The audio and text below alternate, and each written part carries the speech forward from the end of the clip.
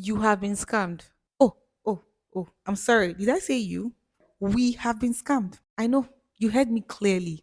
Remember those proverbs, those wise words our parents, teachers, and elders of the land used to tell us when we were younger? Can name a few. Blood is thicker than. Yeah, you get me. Most of those words are outright lies, incomplete, and heavily misquoted. So today, my name is Chowa. And we're going to talk about those words. We're going to complete those proverbs. I'm going to just discuss the impact it had on us. Let's get into it.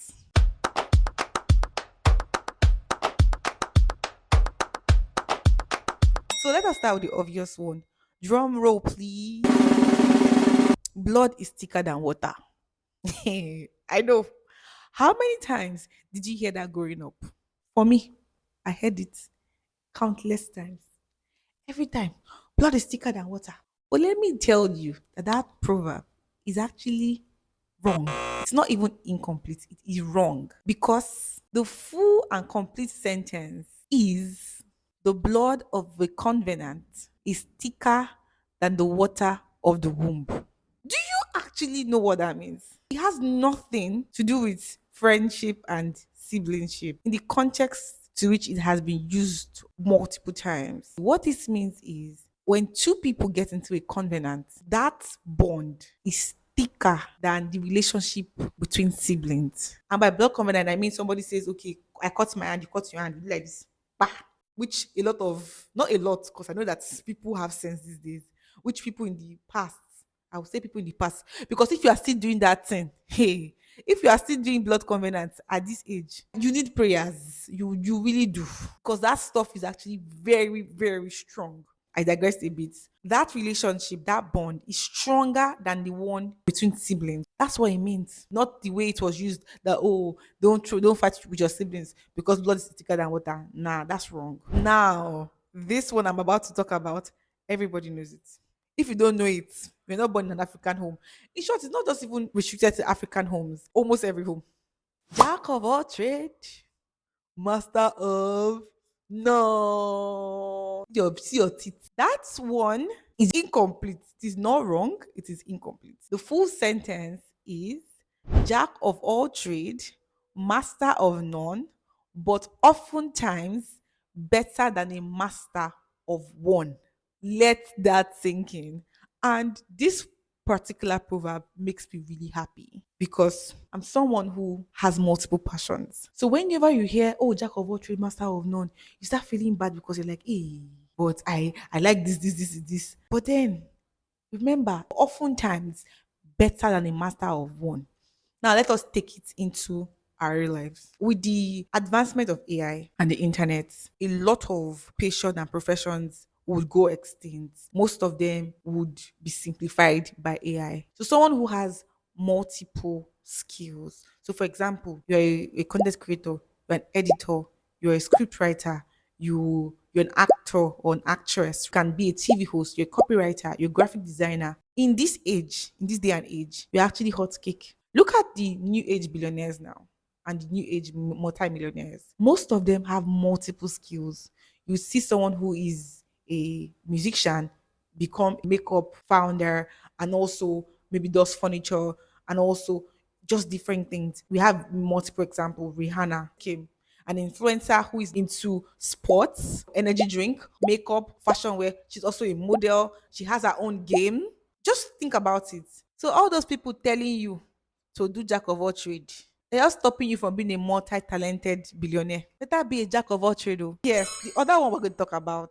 I really like this one because it is a go ahead to do whatever you want to do. Curiosity kills the cat. Most times, most people use this to just tell you to shut up and stop being curious, stop asking questions. The complete statement is curiosity killed the cat, but satisfaction brought it back.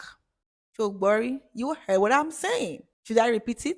Curiosity killed the cat, but satisfaction brought it back. It means, my darling, go ahead and do your amebo. Don't let nobody stop you with some raggedy proverb. Anytime kids want to, test something, say curiosity killed the cat. Anyways, the cat had 9 lives, so go ahead. Another one that I hated, the early bird gets the worm, because that one is personal to me. That saying is true. However, it is incomplete. Of course, I'm going to tell you the complete statement. That's why I'm here. Drum roll. I know. The complete proverb is the early bird gets the worm, but the mouse gets the cheese. I was a bit confused when I heard this as well. I'm like, how does it relate? It does actually. It means that sometimes being first just means you're the one hit by the trap. Strategy over speed. So sometimes sleep. Early bed is not catching anything. The mouse will chop the bed. So this particular proverb, most times a lot of people use it to make themselves feel deep. But let me bust your bubbles today. It's actually very interesting. And I want you to guess. If you guessed right. The popular proverb is great minds think alike. When you hear that, you'll be like, I'm a great mind. I have a great mind.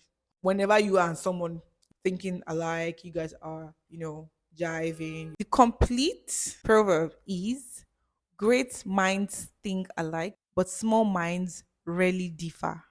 It means that great minds think alike, but also small minds too. So you have to be careful because if you think alike with somebody, does that mean two of you are thinking well? It might mean that in that scenario, you guys might actually have small minds or great minds. But the fact that two people think alike is not the yardstick for judging a great mind or a small mind. Guys, this is the last proverbs for the day. Money is the root of all evil. Hey, that one is wrong. It is a lie.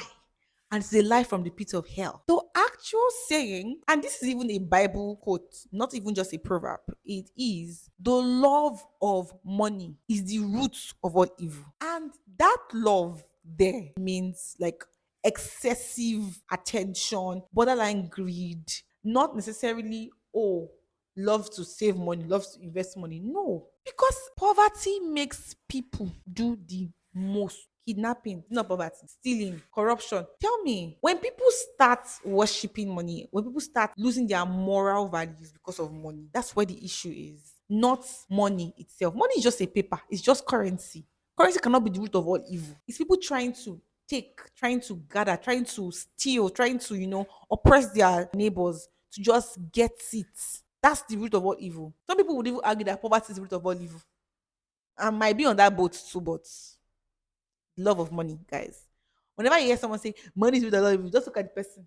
Sometimes that word is used to control people because some people be like, if you talk about money, you love it and you're an evil person. That's bullshit. Bull crap. It's the love of money, not money. Money is with a lot of evil. But now we're paying 1,000 naira for petrol in Lagos. So, guys, which one of these did you grow up believing? And did I miss any proverb that you probably heard that was either wrong or incomplete? Please drop it in the comments and let's laugh together. I've got something even more unspoken for you guys next week. Meet me here on Friday. Let's just